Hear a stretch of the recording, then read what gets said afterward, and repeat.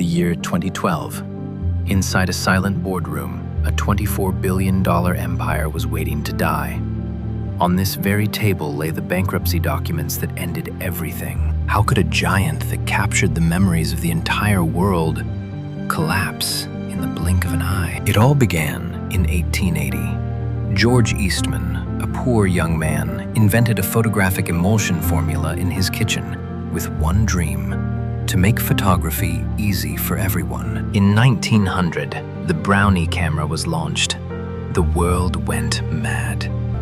Anyone could now capture moments of their lives with just a single click. But wealth could not save Eastman. Plagued by chronic illness and loneliness, he ended his own life in 1932 with a single bullet to the chest. Though its founder was gone, the Kodak legacy marched on.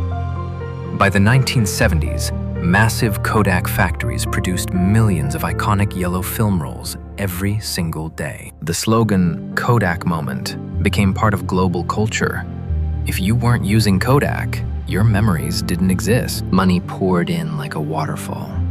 Kodak became so wealthy that its executives believed this empire could never, ever fall. But in 1975, inside their own secret laboratory, a young engineer named Steven Sasson invented something that would change the world forever. It was the world's first digital camera, a revolutionary invention that required no film at all to capture an image. Instead of celebrating, the Kodak board mocked the invention.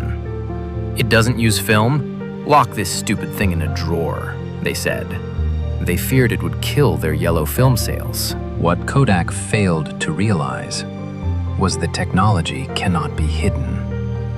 Across the ocean, rival companies in Japan began to smell this digital future. Entering the 1990s, Kodak's nightmare began.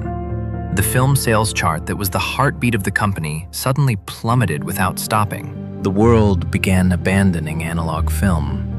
Retail shelves were flooded with digital cameras from rivals who were once small, but were now the new giants. The Kodak boardroom turned into a war zone. Panic, anger, and denial. Billions of dollars vanished in just a few years due to strategic blindness. The mistakes of the top leaders were paid for by the workers. Thousands of loyal employees were laid off, losing their livelihoods due to management's stupidity. In January 2012, the unthinkable finally happened. Kodak officially filed for bankruptcy. Their majestic logo was ripped down like worthless trash. Factories that were once the pride of the nation were detonated and leveled to the ground. An empire was completely finished. Today, the ruins stand as a silent witness. Kodak did not die from a lack of technology. They died because of an ego that refused to evolve. History teaches us a costly life lesson. No matter how big or great you are today, if you refuse to stay humble, learn, and adapt to changing times, the world will move on and leave you behind in the dust of destruction.